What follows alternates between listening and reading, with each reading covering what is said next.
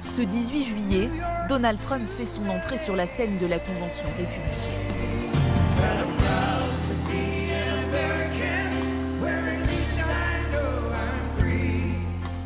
Pansement bien visible sur l'oreille droite, l'ancien président vient accepter officiellement l'investiture du Parti républicain. I am running to be president for all of America, not half of America, because there is no victory in winning for half of America. So tonight, with faith and devotion, I proudly accept your nomination for President of the United States. Thank you. Après avoir joué la division et la haine de ses adversaires pendant des années, il tente cette fois la carte de l'unité. Un discours inédit, directement inspiré selon lui par sa tentative d'assassinat. There was blood pouring everywhere, and yet, in a certain way, I felt very safe because I had God on my side. I felt that. Le candidat républicain cultive son image, celle d'un miraculé, un homme changé par l'expérience de la mort. Trump aujourd'hui est différent du Trump d'hier. Il est devenu quasiment mystique. Il est persuadé que s'il a été épargné, c'est grâce à la main de Dieu, comme il dit. Et donc il est effectivement dans un mode très différent de celui qu'il était avant la tentative d'assassinat. Il est miraculé, il est survivant, il est quasiment christique. Mais rapidement, alors qu'il se perd dans ses improvisations habituelles, Donald Trump retrouve ses vieux réflexes. Il critique ouvertement son adversaire. We have totally incompetent leadership. Et enchaîne les promesses impossibles. I will end the devastating inflation crisis immediately. We will drill, baby, drill. End the illegal immigration crisis by closing our border and finishing the wall. End every single international crisis. Acclamé par la foule, peu importe en réalité ses propos. Plus que jamais, Donald Trump est adulé. C'est incroyable. C'est le futur leader du monde libre qui est là. Nous rassemblons tout le parti. Rien ne peut arrêter Donald Trump. Personne, aucune force. Il a la main de Dieu sur lui. Nous allons reprendre le pays en novembre. Un culte de la personnalité teinté de mysticisme religieux. 65% des républicains croient fermement que Donald Trump a survécu grâce à une intervention divine. Et ils voient des signes partout. Et si ce n'était pas Dieu qui lui faisait tourner la tête, la balle aurait pu traverser son cerveau. Je pense qu'il y avait un ange, oui, un ange qui l'a protégé. Je peux vous montrer ici la photo du drapeau américain avant qu'il ne soit déployé. Il était plié et relevé et ressemblait à un ange. Regardez. Mais je pense que Dieu veut qu'il soit notre prochain président et que Dieu l'entoure d'un halo de protection. L'adoration de Donald Trump atteint des niveaux presque irrationnels depuis que l'ancien président américain a miraculeusement échappé aux balles d'une arme automatique.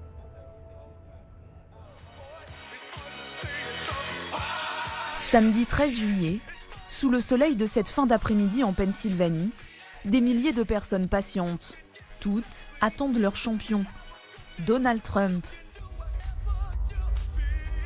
Dans cette vidéo amateur, loin de la foule, un jeune homme apparaît au 3e plan. Dans 20 minutes, il tentera d'assassiner l'ancien président des États-Unis.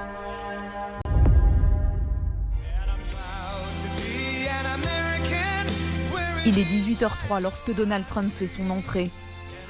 Casquette rouge vissée sur la tête, l'ex-président de 78 ans vient faire son dernier meeting avant la convention républicaine. Souriant, détendu, le républicain commence son discours par l'un de ses thèmes fétiches, l'immigration. Take a look at that. So that arrow is the lowest amount of illegal immigration ever in recorded history into our country. Il commente des statistiques sur un écran géant. And then the worst president in the history of our country took over. And look what happened to our country. Probably 20 million people. Pendant qu'à 200 mètres de là, des spectateurs s'étonnent. Yeah, someone's on top of the roof. Look. Ils filment la présence d'un homme. Right there, see him? He's laying down. See him? Yeah, he's laying down. En train de ramper sur le toit d'un hangar, situé à proximité du lieu du meeting. Yeah, look. There he is.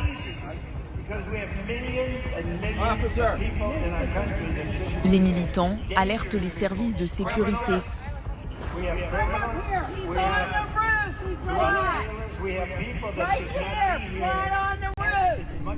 Un policier tente alors d'intervenir. C'est ce qu'affirmera cet élu local quelques jours plus tard. L'un de nos agents a aidé un de ses collègues policiers à monter sur le toit. Le policier s'est alors agrippé au bord du bâtiment. Il s'est hissé pour pouvoir regarder. D'après ce qu'il m'a dit, le tireur s'est retourné. Son fusil était pointé sur lui. Alors, dans un réflexe de défense, le policier a cherché à esquiver, il a lâché prise et il est retombé sur le sol. La présence d'un homme armé est signalée. Les snipers de la police orientent leurs armes en direction de l'entrepôt. Mais personne n'interrompt le discours de l'ancien président. La suite est connue. Take a look at what happened.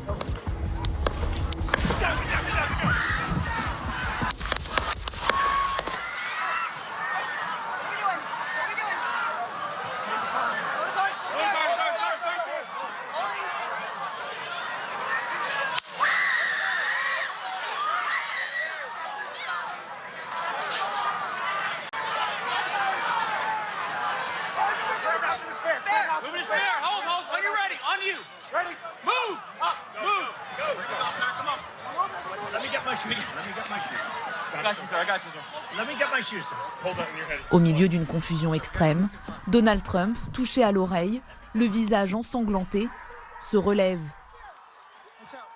Au pied de l'estrade, les photographes se bousculent pour immortaliser l'instant. Et parmi eux, Evan Vucci. Avec beaucoup de sang-froid, c'est lui qui va prendre ce cliché, qui en quelques heures seulement, va faire le tour du monde.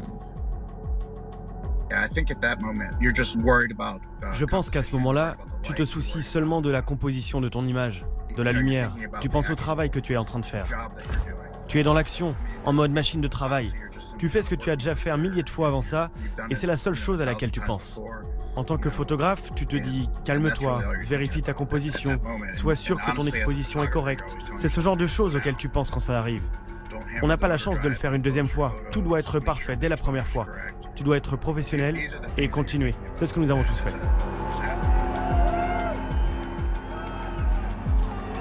Donald Trump est évacué sain et sauf par les agents du Secret Service, les policiers d'élite chargés de sa sécurité. Mais dans les gradins du meeting, un homme a eu moins de chance.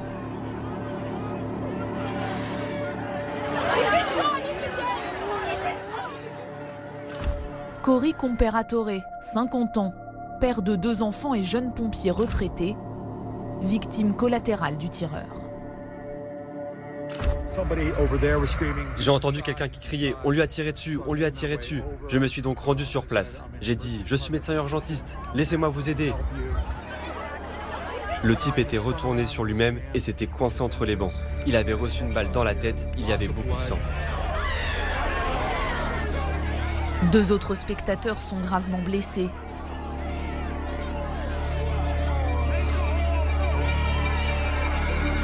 L'assaillant, lui, est abattu. Le FBI l'a rapidement identifié. Il s'agit de Thomas Crooks, 20 ans. Le jeune homme semble avoir agi seul. La veille, il s'est entraîné dans un club de tir avant de se rendre dans une armurerie pour acheter des munitions.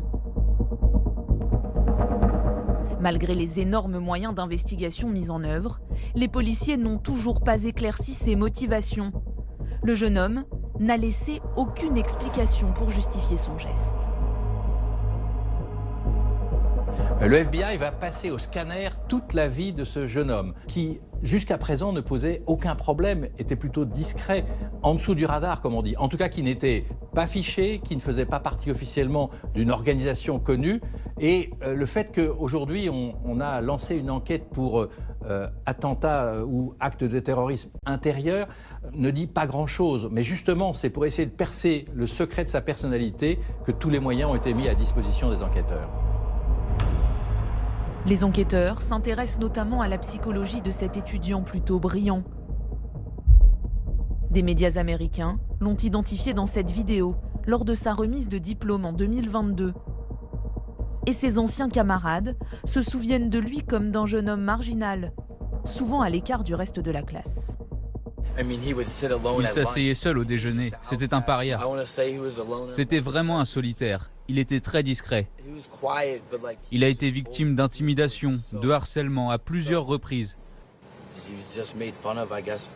Les gens se moquaient de lui à cause de la façon dont il s'habillait.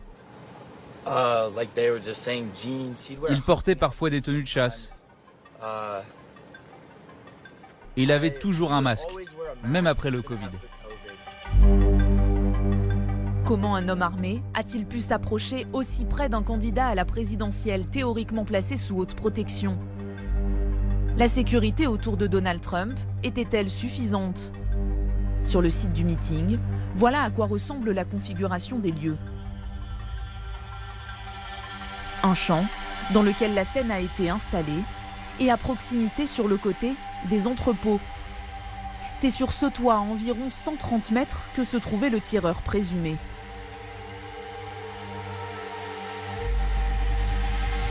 Des policiers locaux étaient installés à l'intérieur des hangars, mais aucun sur le toit. Devant nos confrères d'ABC, la chef du Secret Service avance une explication surprenante. Ce bâtiment en particulier a un toit en pente, au niveau de son point le plus élevé. Il y a donc un facteur de sécurité qui doit être pris en compte, car nous ne voulons pas installer quelqu'un sur un toit en pente. Nous avons donc décidé de sécuriser le bâtiment de l'intérieur. Depuis, des élus républicains appellent à sa démission.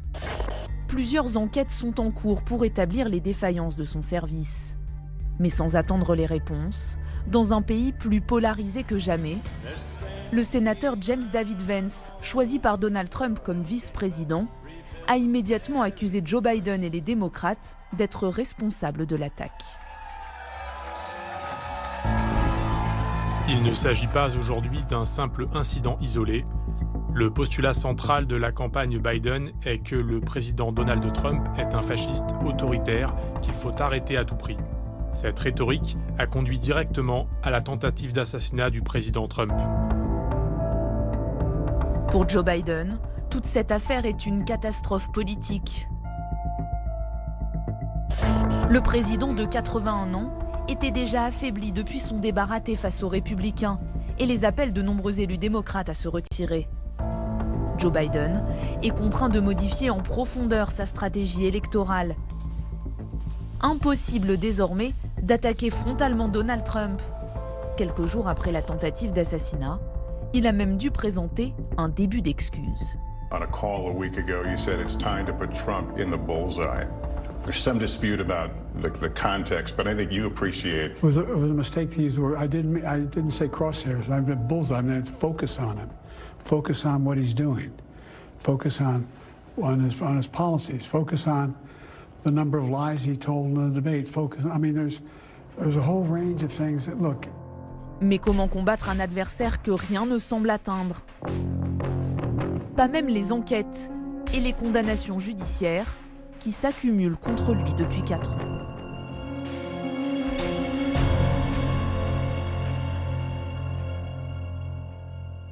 L'ancien président Trump arrêté et traduit en justice dans un tribunal de Manhattan. C'est la première fois dans l'histoire qu'un ancien président fait l'objet de poursuites pénales. Au printemps dernier, Donald Trump est jugé dans l'affaire Stormy Daniels, du nom d'une ancienne actrice pornographique avec qui il aurait eu une liaison. Il est accusé de falsification de documents comptables, destinés à cacher un paiement de 130 000 $ à l'actrice en échange de son silence. Et cette fois, il ne peut échapper à l'humiliation de s'asseoir sur le banc des accusés. It's a shame. And I'm sitting here for days now, from morning till night, in that freezing room, freezing. Everybody was freezing in there. It's very unfair, very bad thing. Very bad thing. The whole world is watching this hoax. Le 30 mai 2024, la décision unanime des 12 jurés fait la une des journaux. Donald Trump est coupable. Mais comme chaque fois qu'il est mis en cause, l'ex-président plaide la persécution, même lorsque les éléments à charge sont accablants.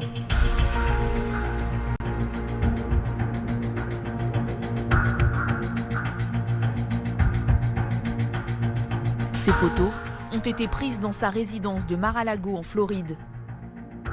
On y découvre des cartons empilés dans des toilettes ou sur la scène de sa salle de bal. À l'intérieur, des documents classés secret défense. Donald Trump est accusé d'avoir conservé illégalement ses dossiers confidentiels après son départ de la Maison-Blanche. Des accusations renforcées par la diffusion d'une conversation privée dans laquelle on l'entend manipuler des documents qu'il décrit lui-même comme secret défense. Wait a minute, let's see here. Yeah. I just found, isn't that amazing? This totally wins my case, you know. Except it is like highly confidential, secret. This is secret information. But look at this. This was done by the military, given to me. I think we can probably declassify. See, as president, I could have declassified it. Now I can't, you know. But this is classified.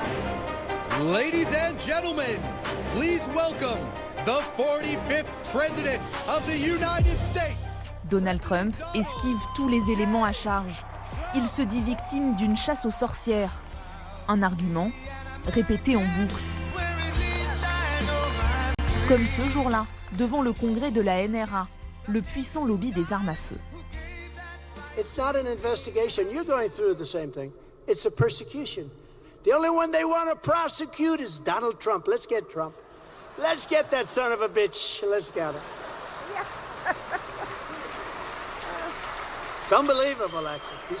These people are sick. They are lunatics. Jérôme Cartier a suivi Donald Trump pendant 5 ans. De ses premiers meetings jusqu'à la Maison-Blanche. Il connaît son talent pour se faire passer pour une victime du système.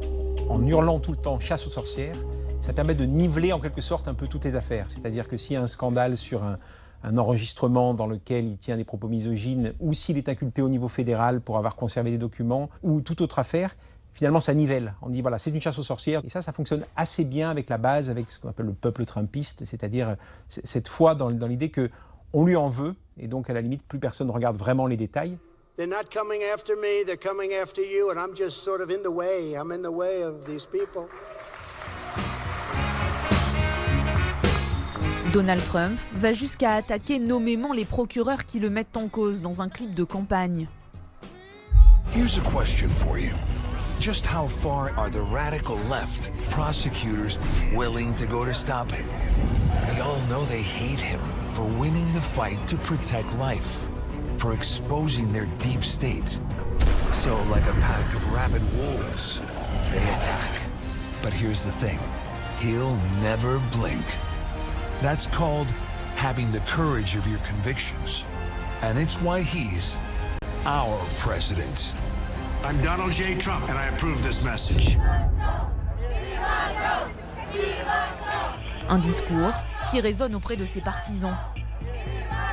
Devant le tribunal de Miami, où il vient d'être inculpé dans l'affaire des archives confidentielles, ses soutiens enfiévrés lui assurent plus que jamais une loyauté sans faille.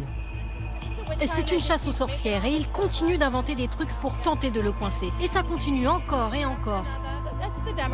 Ce sont les démocrates, c'est George Soros, c'est l'État profond. Ça existe, ce ne sont pas des théories du complot, c'est bien visible. J'espère que les gens en prennent conscience. Prévu en mai 2024, avant d'être repoussé, le procès de l'affaire des archives secrètes n'aura peut-être jamais lieu. Une juge a annulé l'action en justice pour vice de procédure.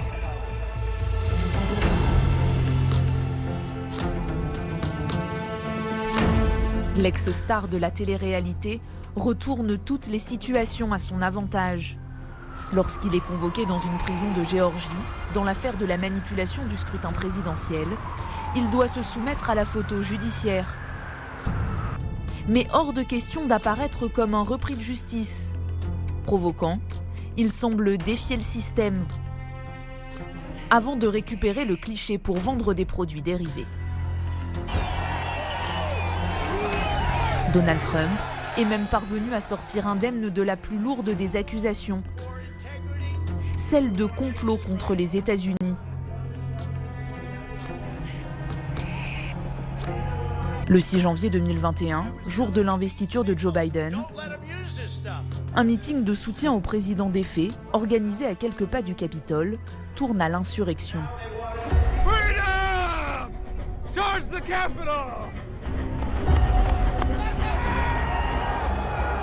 Des manifestants pénètrent dans l'enceinte du Congrès et font vaciller la démocratie américaine. 5 personnes sont tuées.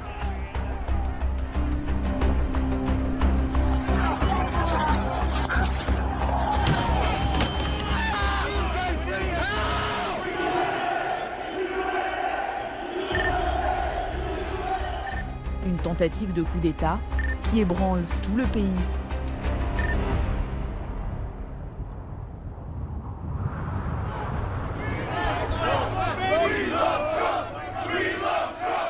Après 2 ans et demi d'enquête, Donald Trump est mis en examen, notamment pour complot à l'encontre de l'État américain.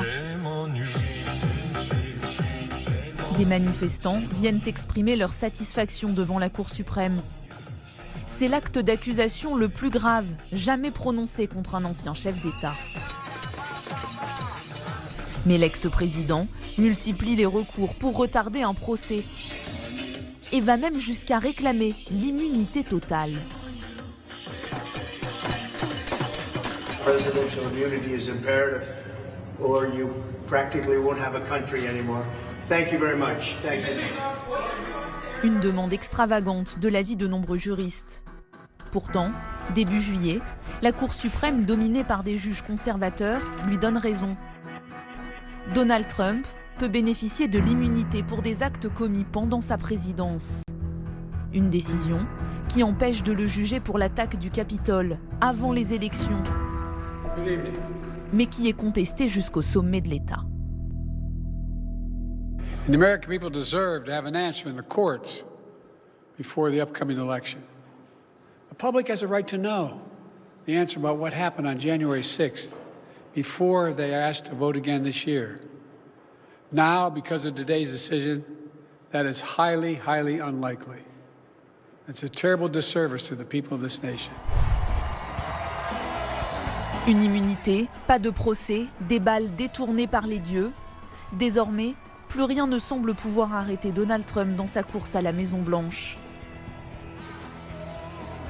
Tout au long de la semaine, la Convention a mis en scène un parti républicain en ordre de marche derrière lui. Même Nikki Haley, sa plus farouche opposante pendant les primaires, a fait allégeance. Vous n'avez pas besoin d'être à 100% d'accord avec Trump pour voter pour lui.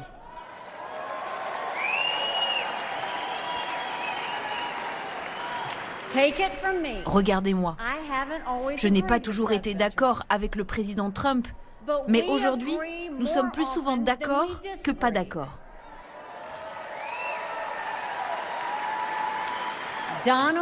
Donald Trump a mon soutien inconditionnel.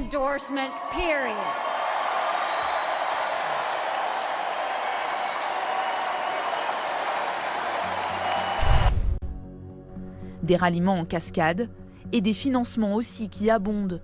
Plusieurs figures de la Silicon Valley ont promis de soutenir sa campagne. Le milliardaire Elon Musk a prévu de verser 45 millions de dollars par mois jusqu'aux élections. Alors que Donald Trump marche sur l'eau, une nouvelle question se pose. Qui sera l'adversaire du républicain ? Cette même semaine, Joe Biden, testé positif au Covid, s'est confiné. Des médias américains annoncent que sous la pression des démocrates, le président serait sur le point de se désister.